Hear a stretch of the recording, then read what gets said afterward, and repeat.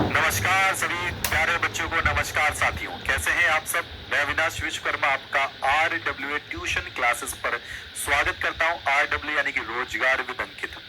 और प्यारे बच्चों, एक बात आती है 12th के बाद सर करियर ऑप्शंस। 12th के बाद हमने इसका फॉर्म भरा, हमने इसका फॉर्म भरा, हमने इसका फॉर्म भरा, सर इसमें नंबर नहीं आया, इसमें नंबर आ गया, क्या ये हमारे लिए बेहतर है? हम क्या इसके एडमिशन के लिए आगे काम करें? और 12th के बाद खासकर उन बच्चों के लिए ये वाली वीडियो जो बच्चे मेडिकल के लिए अपना फ्यूचर देख रहे हैं, यानी कि क्या मेडिकल पर अब बातें हो सकती हैं। और जी हमारे पास तो बायो है, हमारे पास 11th से ही बायोलॉजी है और हमने 12th में ही बायोलॉजी पढ़ी है और हम बायोलॉजी से ही करियर बना पाएंगे, शायद बच्चों को यही लगता है। जी मैथ वाले बच्चे नहीं बना सकते, शायद उनको ऐसा लगता है। बट बहुत सारे ऑप्शंस ऐसे भी होते हैं कि जो मैथ वाले बच्चे भी मेडिकल में करियर बना सकते हैं। अब मेडिकल में अलग अलग ही सेक्शन होते हैं, मेडिकल पैरामेडिकल अलग अलग बांटे गए। मेरा मेडिकल से मतलब है कि पूरा का पूरा जितना भी हाईएस्ट जो फ्यूचरिस्टिक आपके कोर्सेज होते हैं उनके लिए। तो अगर आपके पास बायो है, आपके पास मैथ है, तो आप देख सकते हैं, अपने भाई बहन को बता सकते हैं, अपने आप को समझा सकते हैं। आपने 12th कर दिया तो ये वीडियो आपके लिए, आप 12th में तो ये वीडियो आपके लिए, 11th में तो ये वीडियो आपके लिए। जब भी बच्चे कभी भी ऐसी बात होती है जी बायो में कौन से ऑप्शन होते हैं, तो ना तो पेरेंट्स को पता होता है, ना बड़े भाई बहन को पता होता है कि इस बच्चे को कराना क्या है। आओ थोड़ा डिटेल में समझते हैं, सही तरीके से समझते हैं। वास्तव में कोई इतना ज्यादा देसी नॉर्मल लैंग्वेज में कौन बताए। तो 12th के बाद अगर आप 12th में या 12th में आने वाले हैं, 12th कर चुके हो या 12th में कोई आपने फॉर्म भरा होगा, तो उसके टॉप मेडिकल कोर्सेज के बारे में हम बात करने वाले हैं। सबसे पहले समझते हैं कि जब आप 12th PCB के बाद बेस्ट करियर ऑप्शंस कौन कौन से चुन सकते हैं। सबसे पहले आपको ये देखना है, फिजिक्स केमिस्ट्री बायोलॉजी के बाद आप कौन कौन से करियर ऑप्शंस को देख सकते हैं। अच्छा, करियर ऑप्शंस के देखेंगे तो आफ्टर PCB, यानी कि आपने जब PCB देखा तो आप मेडिकल में जा सकते हैं MBBS में, यानी कि आप MBBS का कोर्स ले सकते हैं, कोर्स लेने का कोर्स सेलेक्ट कर सकते हैं। BDS यानी कि डेंटिस्ट वाला, दांतों के जो जिसमें डॉक्टर वाले बनते हैं। फिर है आपके पास नेक्स्ट BAMS, ये आयुर्वेदिक और मेडिसिन सर्जरी के साथ है। फिर है आपका BHMS, होम्योपैथिक वाला आप कोर्स कर सकते हो। फिर आपके पास हो सकता है BUMS, यूनानी जो दवाइयां होती है ना, यूनानी दवाइयां, उसके लिए BUMS होता है। आपके पास BSc नर्सिंग का ऑप्शन है, BSc नर्सिंग का ऑप्शन। और आपके पास आता है BSc नर्सिंग, ये कौन होते हैं? ये असिस्टेंट ऑफ डॉक्टर्स होते हैं, यानी कि किसी एक हॉस्पिटल के अंदर जब आप देखते हो ना, तो डॉक्टर से अलग बहुत लोग काम कर रहे होते हैं मरीज पर, वो BSc नर्सिंग वाले होते हैं। B फार्मा, अब बहुत बच्चों के दिमाग में आता है जी हमारे पास बायोलॉजी है तभी हम B फार्मा कर सकते हैं क्या? नहीं बेटा, यहाँ पर मैथ वाले बच्चे भी B फार्मा कर सकते हैं। जिनके पास मैथ भी है, जिनके पास मैथ भी है वो भी B फार्मा कर सकते हैं। ओके, अच्छा जी, और कौन कौन से वो होते हैं? VVSC यानी कि वेटरनरी वाली जो डॉक्टर जो होते हैं पशुओं के, उनके लिए भी ये आपकी बैचलर डिग्री होती है। अब ये सारा का सारा होता किससे है? तो B फार्मा को अगर हम छोड़ दें तो ये आप नीट से क्रैक कर सकते हो, यानी कि नीट का एग्जाम देकर आप ये कोर्स में एडमिशन ले सकते हो। B फार्मा आप CUET से या फिर डायरेक्ट एडमिशन ले सकते हो। ठीक है, फिर बच्चे कहेंगे जी BSc नर्सिंग भी नीट से निकलता है। हाँ जी, BSc नर्सिंग भी नीट से निकलता है और BSc नर्सिंग के और भी तरीके हैं। तो अगर आपको MBBS करना है नीट देना होगा, BDS करना है नीट देना होगा, BMS करना है नीट देना होगा, BHMS NEET, BUMS NEET, B pharma CUET या डायरेक्ट। मैथ वाले बच्चे भी कर सकते हैं। BSc नर्सिंग के अलग अलग तरीके हैं, स्टेट में भी BSc नर्सिंग के लिए निकलती है और पूरी ऑल इंडिया भी BSc नर्सिंग के लिए निकलती है। तो 3 तरीके होते हैं BSc नर्सिंग के लिए। ठीक है, अच्छा आगे देखेंगे एडमिशन प्रोसेस क्या है। आपको एंट्रेंस एग्जाम देने पड़ते हैं। एंट्रेंस एग्जाम कौन सा दे सकते हैं आप? भैया नीट का एग्जाम दे सकते हैं, नीट का एग्जाम दे सकते हैं, तब आपको मेडिकल में मिलेगा एडमिशन जो मैंने बताया था।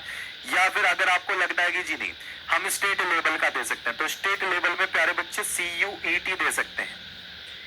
B फार्मा वगैरह के लिए जो मैं बता रहा हूँ CUET UG दे सकते हैं स्टेट लेवल में, और आप किस क्या दे सकते हैं भैया, आप इंस्टीट्यूट लेवल एग्जाम, यानी कि अलग अलग इंस्टीट्यूट के लेवल के एग्जाम होते हैं। जैसे मान लो कोई एक बहुत बड़ा कोई यूनिवर्सिटी है, वो कह रहा है जी हम अलग से अपनी सीट निकालेंगे, हम CUET के लिए काम नहीं करेंगे, हम अलग से सीट निकाल रहे हैं, तो उसका भी आप डायरेक्ट फॉर्म भर सकते हो। स्टेट लेवल के एग्जाम में प्यारे बच्चे CNET भी आता है, स्टेट लेवल के एग्जाम में प्यारे बच्चों CNET भी आता है, जो BSc नर्सिंग के लिए होता है, और नीट में भी BSc नर्सिंग होता है, लेकिन इसमें पूरे ऑल इंडिया में है, इसमें सिर्फ उसी स्टेट में जिस स्टेट में काम होना है। ठीक है जी सरकार, ओके जी। चलिए 12th PCB के बाद मेडिकल जॉब के ऑप्शंस कौन कौन से होते हैं? तो मेडिकल ऑफिसर बन सकते हैं, बहुत तगड़ी जॉब है।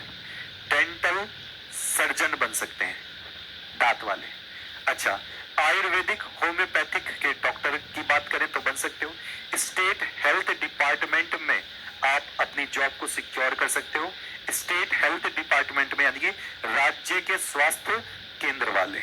अच्छा, इंडियन रेलवेज में भी इनकी जॉब निकलती है, जो ये मैं कोर्सेज मैंने आपको दिखाए हैं। अब इंडियन रेलवे में कैसे जी भैया, इंडियन रेलवे में भी तो आपके डॉक्टर्स वगैरह की जरूरत पड़ती होगी। मान लो कोई चलते चलते स्टेशन पर ही बेहोश हो गया, तो उसको कौन देखेगा? उसको हम थोड़ी ना देखेंगे, डॉक्टर्स लोग देखेंगे।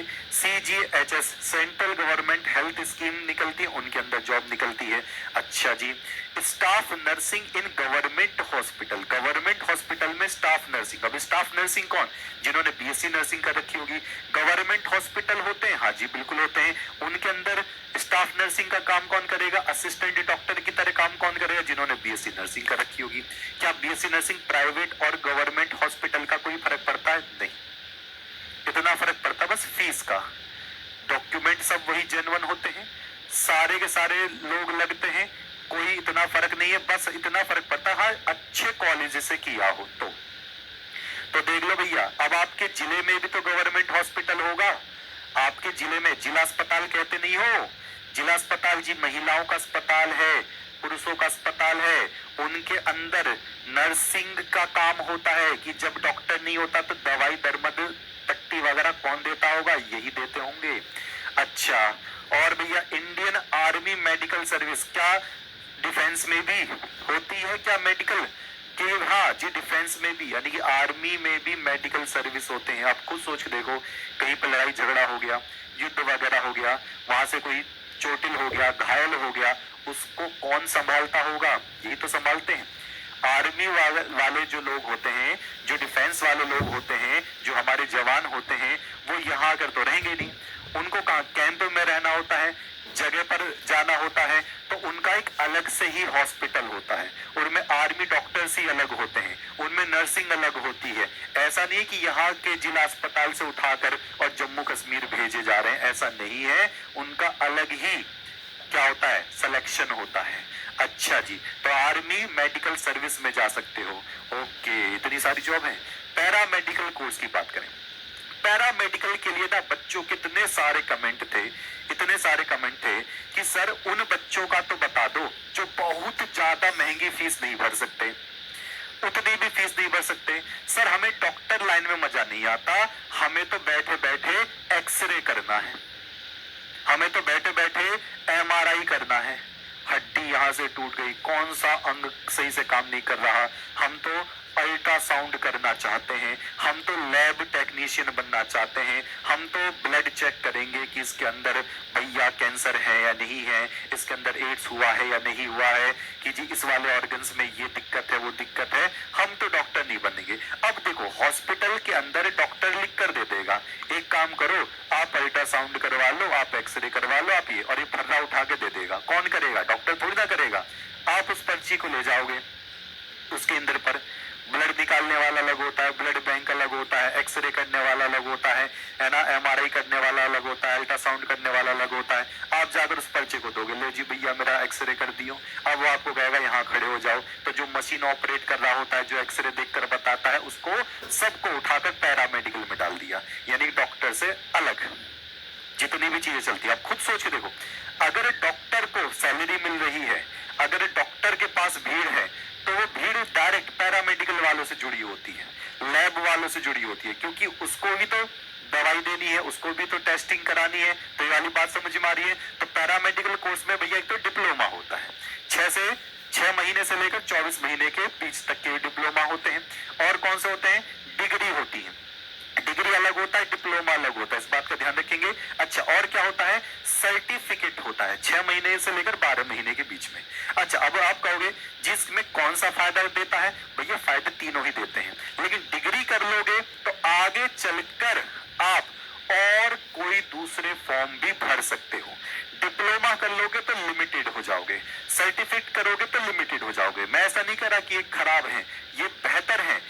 लोग डिप्लोमा सर्टिफिकेट बहुत करते हैं, आप खुद देखो, 1 साल का सर्टिफिकेट, 1 से लेकर 2 साल के बीच में डिप्लोमा मिल रहा है। डिग्री 3 से 4 साल की, जैसे आप बीएससी नर्सिंग कर रहे हो, डिग्री है, बट वो मेडिकल लाइन में चला गया, ठीक है। तो बहुत सारी डिग्री होती है जो पैरामेडिकल वाली है। डिप्लोमा है 1 से 2 साल के बीच में भी, और सर्टिफिकेट होता है, तीनों अलग अलग होते हैं, इस बात का ध्यान रखना।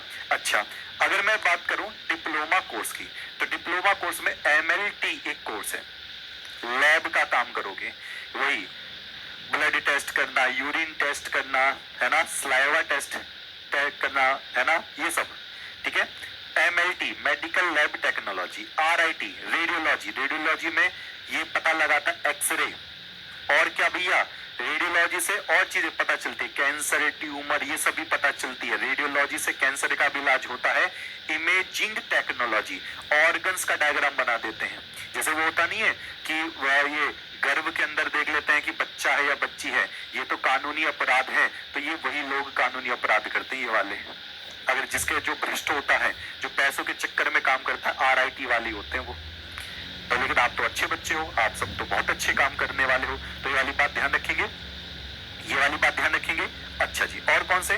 ओटी ऑपरेशन थिएटर वाले, क्या देखते नहीं ऑपरेशन थिएटर वाले, भैया चम्मच दे दो, चाकू दे दो, ये दे दो, वो दे दो, ये दो, अब ये फलाना दो, ठिकाना दो। तो एक वो जो डॉक्टर होता है ना, तो डॉक्टर के साइड में जो काम कर रहा होता है वो ओटी वाले होते हैं, ऑपरेशन थिएटर वाले, उनकी अलग से वो होती है। अच्छा, और कौन सी? OTT operation theatre technician, operation theatre technician जो ऑपरेशन थिएटर के अंदर, ऑपरेशन के अंदर जो मशीन को करते हैं, जैसे मशीन देख लिया, अरे बीपी लो हो रहा है, उसको नोट कर लिए, अच्छा इसका तो ये काम हो रहा है, उसको नोट कर लिए, मशीन से जो काम करते हैं टेक्नीशियन, ये वो है ओटीटी। और ओटी ऑपरेशन थिएटर में जो हेल्पिंग हैंड होते हैं। अच्छा, और बैचलर डिग्री की बात करें, अगर पैरामेडिकल में डिग्री की बात करें, पैरामेडिकल में डिग्री की बात करें, तो ये होगा BMLT, bachelor in medical lab technology. तो ये क्या है? डिग्री है। इस डिग्री को करने से आप पोस्ट ग्रेजुएशन भी कर सकते हो, जिसमें बी लग जाता है, वो बैचलर होते हैं, डिग्री हो जाती है वो। तो bachelor in medical lab technology, वही वाला काम, यानी कि इनकी डिमांड ज्यादा है। अच्छा, बीएससी रेडियोलॉजी, देखो आ गया वही रेडियोलॉजी, भैया फिर से काम करेंगे वही। बीएससी ऑपरेशन थिएटर टेक्नोलॉजी, देख लो बी लग गया सब में, ये डिग्री हो गई, पैसे बढ़ गए, टाइम बढ़ गया, लेकिन डिमांड बढ़ गई। अच्छा, बीपीटी बहुत ही ज्यादा आजकल ये काम कर रहा होता है, बैचलर ऑफ फिजियोथेरेपी, भैया हाथ यहाँ से दर्द हो रहा, मोड़ तोड़ के ठीक कर दिए, वो फिजियोथेरेपी होता है। यहाँ पर दिक्कत हो गई है जी, ऐसे नस हो गई है, उसको ऐसे ऐसे ठीक कर दिए हैं, है ना, एक्सरसाइज से ठीक कर दिए हैं, ये फिजियोथेरेपी से का काम है। BSc in dialysis technology, dialysis का मतलब किडनी जब खराब हो जाती है तो उसके लिए डायलिसिस करना पड़ता है, यूरिन को अलग, ब्लड को अलग, उसके लिए एक अलग से डिपार्टमेंट होता है प्यारे बच्चे। हॉस्पिटल के अंदर, हॉस्पिटल के अंदर एक अलग से डिपार्टमेंट है, हॉस्पिटल के अंदर अलग से डिपार्टमेंट होता है डायलिसिस का, किडनी जो फिल्टर करती है वो ये करता है। और ये अब सब जगह है, क्योंकि लोग अपनी किडनी ही खराब किए दे रहे हैं। तो बीएससी इन डायलिसिस टेक्नोलॉजी भैया जबरदस्त है। सर्टिफिकेट कोर्स की बात करेंगे तो ईसीजी टेक्नीशियन का सर्टिफिकेट होता है, एक्सरे टेक्नीशियन का सर्टिफिकेट आता है, मेडिकल रिकॉर्ड टेक्नीशियन का आता है, और डेंटल असिस्टेंट, भैया दांतों का डॉक्टर काम कर रहा होगा, उसके साइड में आप बैठकर काम करवा रहे होगे। EMT emergency medical technician, emergency medical technician, आपको सर्टिफिकेट कम से कम टाइम में मिल जाता है, मेडिकल टेक्नीशियन की तरह आप काम कर सकते हो इमरजेंसी वाली जगह पर। अच्छा, पैरामेडिकल करियर ऑप्शन बता रहा हूँ, हॉस्पिटल चाहे गवर्नमेंट हो चाहे प्राइवेट हो, इनको तो लेना ही पड़ेगा, इनको तो लेना ही पड़ेगा। और अच्छी बात पता है क्या है, गवर्नमेंट वाले उन्हीं को ही लेते हैं जिनके पास ये डिग्री, सर्टिफिकेट या डिप्लोमा होते हैं, इनमें से कोई एक जो उनकी रिक्वायरमेंट होती है। एम्स में उन्हीं को तो लेंगे जिनके पास ये वाली डिग्री होंगी, गवर्नमेंट हॉस्पिटल में उन्हीं को तो लेंगे जिनके पास ये वाली डिग्री होगी, प्राइवेट में कुछ प्राइवेट होते हैं, नियम तो वही है कि भैया डिग्री डिप्लोमा वालों को लेने हैं, लेकिन प्राइवेट वाले थोड़े से कर देते हैं, जी मेरे फूफा का चाचा का लड़का है, इस पे काम आता है तो ले लेते हैं, वो अलग बात है। लैब में काम होगा, हॉस्पिटल में काम होता है, नर्सिंग होम्स होते हैं, घरों में जो बन जाते हैं ना, वो हॉस्पिटल अलग होते हैं, नर्सिंग होम्स अलग होते हैं, छोटे होते हैं। रिसर्च लैब में, रिसर्च लैब का मतलब है जैसे मान लो DRDO है, इसरो है, इनके अंदर जो रिसर्च लैब होती है कि किस तरीके की जो भैया बैक्टीरिया किस तरीके का, ये किस तरीके का, वो किस तरीके की दवाई किस तरीके से मरा, पोस्टमार्टम में कैसे मरा, सब रिसर्च लैब का काम होता है। ब्लड बैंक, जहां जहां ब्लड बैंक होंगे इनका भैया ऑप्शन हो गई पैरामेडिकल वालों का। टीचिंग इंस्टीट्यूट में भी काम कर सकते हैं। Government job after paramedical, AIIMS में, RML में, PGI में। तो PGI अलग होता है प्यारे बच्चों, एम्स अलग होता है, दोनों ही बड़े बड़े हॉस्पिटल्स होते हैं। RML भी होता है, स्टाफ इन एम्स में, एम्स में लग जाए तो भैया तगड़ी सैलरी मिलती है, तगड़ी 60 प्लस ही मिलती है, 50 plus 60 plus salary. Labs technician railway में, डिफेंस में, स्टेट में और हेल्थ डिपार्टमेंट में, हेल्थ डिपार्टमेंट में, ठीक है। अच्छा, नर्सिंग ऑफिसर, BSc नर्सिंग के बाद नर्सिंग ऑफिसर का भैया ये बहुत बच्चे करना चाहते हैं, नर्सिंग ऑफिसर भैया BSc नर्सिंग के बाद। अच्छा जी, और बहुत सारी जॉब अलग अलग ये आपको मिलती है और दिखती भी है।